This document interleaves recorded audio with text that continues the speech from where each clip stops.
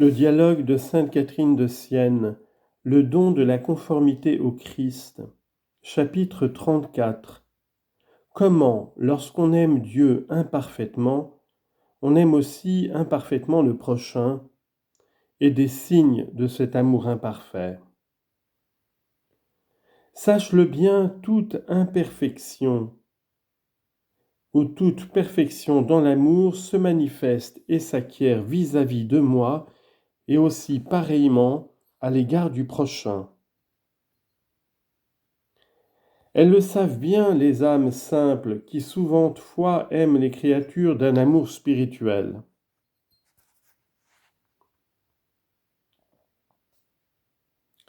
Si elles m'aiment d'un amour épuré et désintéressé, c'est purement aussi et avec désintéressement qu'elles aiment leur prochain.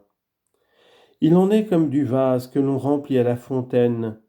Si on le retire de la source pour boire, il est bientôt vide. Mais si on le tient plongé dans la source, on peut y boire toujours, il demeure toujours plein. Ainsi en est-il pour l'amour du prochain, spirituel ou temporel. Il faut le boire en moi sans autre considération. Car je vous demande de m'aimer du même amour dont je vous aime. En vérité, vous ne le sauriez faire complètement. Moi, je vous ai aimé avant d'être aimé, et dès lors tout amour que vous avez pour moi est une dette que vous acquittez, non une grâce que vous me faites, tandis que l'amour que j'ai pour vous est une faveur que je vous accorde, mais que je ne vous dois pas.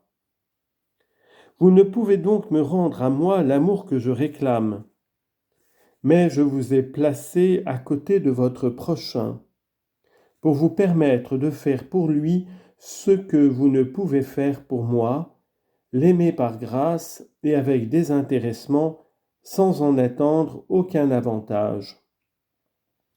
Je considère alors comme fait à moi ce que vous faites au prochain. N'est-ce pas ce que montre ma vérité quand elle dit à Paul qui me persécutait, « Shaoul, Shaoul, pourquoi me persécutes-tu » Actes chapitre 9, verset 4.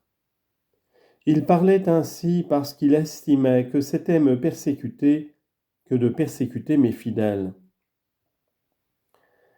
Ainsi donc cet amour doit être pur, et c'est avec ce même amour dont vous m'aimez que vous devez aimer votre prochain.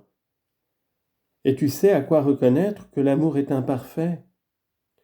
Celui-là n'aime pas parfaitement qui, même en aimant d'un amour spirituel, éprouve de la peine et s'afflige quand la créature qu'il aime ne paraît pas répondre à son amour ou ne semble pas l'aimer autant qu'il croit aimer lui-même. Ou encore quand il se voit séparé de son intimité et de la consolation qu'il en attendait, ou qu'il sent qu'elle en aime une autre plus que lui. À ces signes et à d'autres encore, on peut conclure que l'amour qu'il a pour moi et pour le prochain est encore imparfait. Cet amour, il a bien pu le puiser en moi, mais il en a bu la coupe en dehors de la source. L'amour qu'il avait pour moi était encore imparfait. Imparfait aussi est l'amour qu'il témoigne à celui qu'il aime d'un amour même spirituel. Tout cela vient de ce qu'il n'a pas complètement arraché la racine de l'amour-propre spirituel.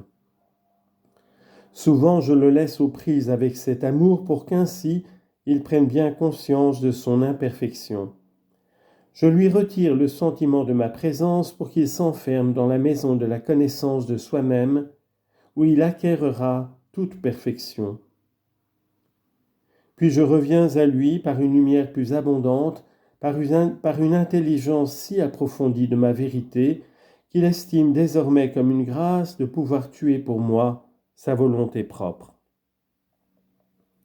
Il ne lui reste plus alors qu'à sarcler et à parer la vigne de son âme, à en arracher les épines de ses pensées et à y disposer les pierres des vertus fondées dans le sang du Christ qu'il a trouvé dans la traversée du pont qui est le Christ crucifié, mon Fils unique.